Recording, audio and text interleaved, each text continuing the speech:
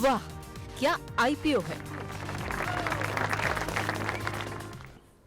आस्था ma'am, IPO की तो भरमार है। मतलब बात करने पे आ जाऊं तो कितने ही आईपीओ अभी खुले हुए हैं, कितने आईपीओ अभी लिस्ट हुए हैं, कितने आईपीओ आने वाले हैं।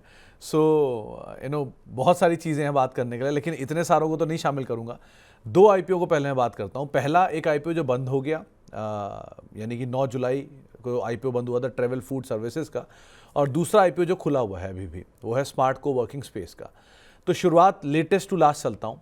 सबसे पहले स्मार्ट को वर्किंग स्पेस का आईपीओ। आज इस आईपीओ का दूसरा दिन है और इस आईपीओ के जो अब तक के सब्सक्रिप्शन के नंबर सुबह तक थे वो करीब करीब 77 या 0.77 टाइम्स थे, यानी मोरलेस ये सब्सक्राइब हो ही रहा है।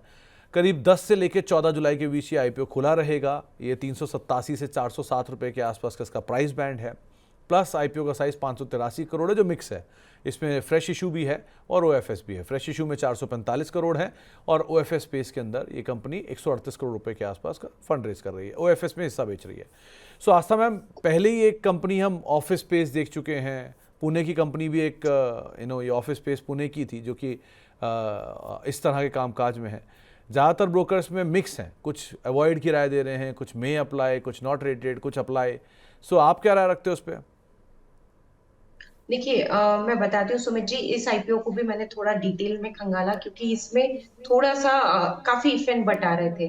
देखिए, स्मार्ट वर्क मतलब स्मार्ट को वर्किंग का जो आईपीओ है, हम सब जानते हैं को वर्किंग स्पेसेस प्रोवाइड करता है। अब मैं सिर्फ इस इंडस्ट्री की बात करना चाहती हूँ। इस इंडस्ट्री में ज्यादातर कंपनीज जो हैं वो प्रॉफिटेबिलिटी लेवल पे नेगेटिव रहती है। अगर आप ऑफिस स्पेस, जो कि ये आईपीओ मई 2024 में आया था, अगर आप वहां पे भी जाएंगे और फाइनेंशियल्स को आप डिटेल में देखेंगे तो उसमें आप पाएंगे कि जो प्रॉफिटेबिलिटी आई है वो mainly driven by other income and exceptional items है। क्या रीजन है कि प्रॉफिटेबिलिटी को एक नेगेटिव रहता है ये इंडस्ट्री में? क्योंकि इस इंडस्ट्री में डेप्रिसिएशन एक बड़ा पार्ट होता है जो कि प्रॉफिटेबिलिटी को काफी कम कर देता है। अब इसके पीछे का कारण है कि आपने लीज पे तो ले ली स्पेस, लेकिन जब आप डेवलप करने जाते हैं, आप फर्नीचर लगाते हैं, आप असेट डालते हैं, जिम अगर आपने क्रिएट किया तो आपने मशीन्स लगाई, तो डेप्रिसिएशन एक बहुत मोटा पार्ट ले जाता है इस इंडस्ट्री में फाइनेंशियल्स में प्रॉफिट का। और उस वजह से ऑपरेशनल लेवल पे आपको ये कंपनी सब प्रॉफिटेबल दिखेगी। आप स्मार्ट को वर्किंग स्पेस की भी बात करेंगे तो ऑपरेटिंग प्रॉफिट इनका है, यानी कि ऑपरेटिंग लेवल पे पॉजिटिव है। लेकिन बात आती है नेट प्रॉफिट लेवल पे, जहां पे ये नेगेटिव हो जाते हैं क्योंकि डेप्रिसिएशन का बड़ा इसमें पॉइंट रहता है। तो मेरा यहाँ पे ये तात्पर्य है कि ये जो इंडस्ट्री है उसमें प्रॉफिटेबिलिटी एक चैलेंज रहता है सभी कंपनीज के लिए। उसी वजह से मैं कहती हूँ कि इसमें आप रहने दीजिए। देखिए, इसका मतलब ये नहीं है कि ये अच्छा लिस्ट नहीं होगा, हो सकता है कि ये लिस्ट भी अच्छा हो जाए, लेकिन मुझे कहीं ना कहीं ये लग रहा है कि डेप्रिसिएशन की वजह से प्रॉफिटेबिलिटी दिखाना कंपनी के लिए एक चैलेंज हो सकता है। अगर कंपनी ये चैलेंज पार कर लेती है तो फिर हो सकता है कि हम इसमें वापस से पॉजिटिव हो जाएं, यानी कि रिजल्ट्स में अगर ये दिखने लगे।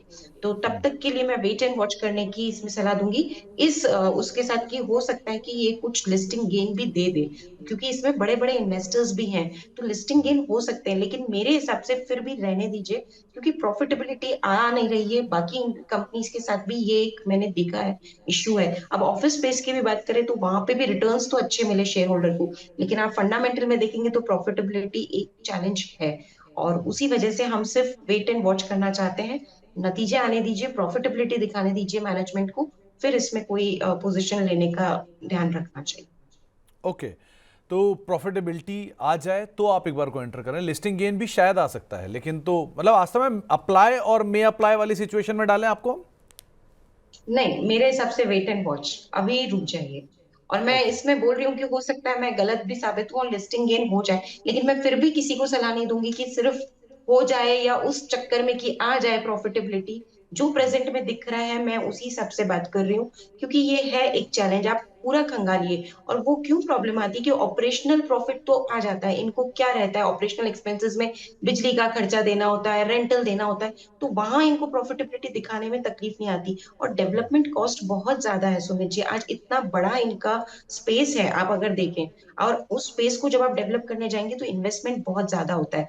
एक और चीज मैं बोलती हूँ, ये लोग जो ऑब्जेक्ट ऑफ इश्यू बोल रहे हैं उसमें भी नए सेंटर्स ये बनाने वाले हैं, फिट आउट्स बनाने वाले हैं। तो वापस से डेप्रिसिएशन का इश्यू आएगा, क्योंकि फिर आप नया सेट लगाएंगे तो उसका डेप्रिसिएशन चालू हो जाएगा। और कंपनी भी अगर आप बात करेंगे तो वो भी इस चीज को बिल्कुल बात कर रही है कि यहाँ पे हमारे अकाउंटिंग स्टैंडर्ड्स की वजह से ये हमारा प्रॉफिटेबिलिटी का एक इश्यू दिखता है, क्योंकि डेप्रिसिएशन ज्यादा लगता है। इनफैक्ट मैंने ग्लोबल लेवल पे भी जितनी कंपनीज देखी हैं उसमें से एक रीगस को वर्किंग स्पेस है, इनफैक्ट पुणे में भी शायद उनके हैं सेंटर्स। वो एक अकेली कंपनी है जो शायद प्रॉफिटेबिलिटी में है, और वो भी इसलिए क्योंकि उनके कॉन्टैक्ट्स और उनका पीआर बहुत स्ट्रांग है, बट वो लिस्टेड स्पेस में नहीं है। नहीं तो एक चैलेंज रहता है इस इंडस्ट्री के लिए प्रॉफिटेबिलिटी दिखाना, मैं क्योंकि वो कल्याणी नगर डेप्रिसिएशन में, का इश्यू आता ही। कल्याणी नगर में है वीवर्क। जी, रीगल्स की मैंने बात की, वीवर्क भी है। अब आप वीवर्क को भी देखेंगे ना, वहां पे भी प्रॉफिटेबिलिटी का, और भी इस इंडस्ट्री की जो कंपनीज हैं वहां पे आप देखिए, मुझे जहां तक लगता है एक चैलेंज रहेगा वो। और जब तक प्रॉफिटेबिलिटी नहीं आती इन्वेस्टमेंट करने के लिए मैं थोड़ा सा हिचकती हूँ। तो उसी लिए हो भी सकता है कि ये रिटर्न दे जाए, लेकिन रहने दीजिए, एक बार दिखा दीजिए प्रॉफिटेबिलिटी, फिर उसमें करेंगे तो वो एक ज्यादा अच्छा कॉल रहेगा, ऐसा मेरा मानना है। हाँ, तो ये ज़्यादा बेटर है कि अभी पहले नंबर्स क्लियर हो जाएं, उसके बाद आप एंटर करिए, वो ज़्यादा बेहतर है। वैसे भी कहीं भागी नहीं जा रही, लिस्ट होने के बाद तो यहीं आना है, फिर कर लीजिएगा इन्वेस्टमेंट। मैम, दूसरा नाम आता है, दूसरा नाम, क्योंकि आईपीओ बंद हो चुका है तो उसमें अब कुछ कर तो सकते नहीं, लेकिन उसमें यही है कि अलॉटमेंट होगा और अब आप क्या करें। ट्रेवल फूड सर्विसेज का आईपीओ, ये आईपीओ बंद हो गया, और आईपीओ जो फाइनल सब्सक्रिप्शन के नंबर के साथ बंद हुआ, और 2-2.5 गुना के आसपास का सब्सक्रिप्शन यहाँ पर भी आता हुआ दिखाई पड़ा। 3 गुना के आसपास ये टोटल सब्सक्राइब हुआ। ये कंपनी क्यूएसआर स्पेस में है, मैनेजमेंट से हमने बातचीत भी करी। अब अलॉटमेंट होगा और सोमवार को लिस्टिंग होगी, तो जिनको अलॉट हुआ है वो क्या करें, जो लोग लेने की इच्छा रखते हैं वो क्या करें, और इस स्पेस को आप कैसे देखते हो? देखिए, ये स्पेस तो अच्छा है, और ये कंपनी के फाइनेंशियल्स भी बहुत अच्छे थे। अगर आपने देखा हो तो बैलेंस शीट, पीएनएल बहुत अच्छी पोजीशन में थी। एक ही चीज है कि कॉम्पिटिटिव इंटेंसिटी इस इंडस्ट्री में बहुत हैवी है, एंट्री बैरियर्स बहुत ज्यादा नहीं है सुमित जी, तो वो एक इश्यू रहता है। दूसरी तरफ कुछ एक हमने देखा कि पहले के भी लिस्टेड कंपनी जैसे ड्रीम फोक्स, वो एग्जैक्टली सेम बिजनेस में नहीं है, पर उन्होंने किस तरह के चैलेंजेस फेस किए, तो मुझे लगता है कि वो भी एक मैटर रहेगा इसके साथ। बट ओवरऑल आज की वर्तमान स्थिति देखें तो कंपनी फाइनेंशियली काफी मजबूत लगती है, तो हमने इसमें सब्सक्राइब की रेटिंग भी दी हुई है। और ये भी कहा हुआ है कि हो सकता है बहुत बड़े बड़े गेन्स ना हो, छोटे मोटे गेन होके रह जाए लिस्टिंग पे, लेकिन लॉन्ग टर्म के लिए ठीक लगता है। तो अभी मैं उसी राय पे बरकरार हूँ कि ये लिस्टिंग के दिन छोटे मोटे गेन दिखाना चाहिए, प्रोवाइडेड मार्केट अच्छा हो, कुछ जियो पॉलिटिकल न्यूज ऐसी ना आ जाए, या ट्रम्प जी की तरफ से कुछ ऐसे स्टेटमेंट ना आ जाए, उसको तो कोई आइडिया नहीं लगा सकता। तो ये ठीक ठाक गेन देगा, बट इसमें एंटर करने की जल्दबाजी ना करें, लिस्टिंग डे के दिन भी रुक जाएं। मेरे हिसाब से इसको सेटल होने दीजिए, फिर वेट एंड वॉच करें, क्योंकि कुछ एक चीजें ऐसी हैं जो इसको आगे परेशान कर सकती है। जैसा कि मैंने कहा, हाई एंट्री बैरियर्स नहीं है इंडस्ट्री में, कंपेटिटिव इंटेंसिटी हाई है। ओके मैम, एक चीज़ और, क्योंकि ड्रीम फोक्स से आपने इसका कंपैरिजन किया, ड्रीम फोक्स एग्जैक्टली वो, क्योंकि वो दोनों एक जैसा बिजनेस नहीं रखते, लेकिन बहुत हद तक कोरिलेशन है। सो मैनेजमेंट से भी हमने ये सवाल पूछा था कि उस बिजनेस में जिस तरह के फॉल आउट आ रहे हैं, जी, एक बड़ा एयरपोर्ट ऑपरेटर ने इशू किया जिसकी वजह से उनके नंबर्स में इशू आ रहा है। सो क्या इनको भी इम्पैक्ट आएगा? तो इन्होंने बात बोली थी कि इनको उल्टा बेनिफिट होता है, क्योंकि ये डायरेक्ट कस्टमर आना शुरू हो जाएंगे, कार्ड्स के थ्रू नहीं आएंगे। सो क्या ड्रीम फोक्स के मॉडल में कोई इशू आप फील कर रहे हो क्या अभी? देखिए वो शायद मार्केट भी सेंस कर चुका है, और इसीलिए हमने देखा है कि उसमें स्टॉक प्राइसेस में बहुत नेगेटिव मोमेंटम देखने को मिला। लेकिन इस चीज में वो एक रास्ता हो सकता है, मैनेजमेंट ने जैसे बोला कि हमको उल्टा फायदा होगा, but that is the one way to understand the thing. The second way is increase in the competitive intensity. वो कैसे मैनेजमेंट या कंपनी टैकल करती है, वो भी एक देखने वाली बात होगी, क्योंकि इस बिजनेस में अगर कोई भी ऑपरेटर आता है तो उसको ज्यादा टाइम लगेगा नहीं। जैसा कि बोला गया है कि इंडस्ट्री में कोई इतनी बड़ी एस्टेब्लिशमेंट करने की आपको जरूरत नहीं है, लेकिन फिर भी ये कंपनी का मैनेजमेंट बहुत अच्छा है, कंपनी के फाइनेंशियल्स बहुत अच्छे हैं, और इसी वजह से हमने इसमें रिकमेंडेशन सब्सक्राइब की दी हुई है। तो मैम, किसी को अगर अलॉट हो गए तो लिस्टिंग गेन लेकर निकले या वेट करें?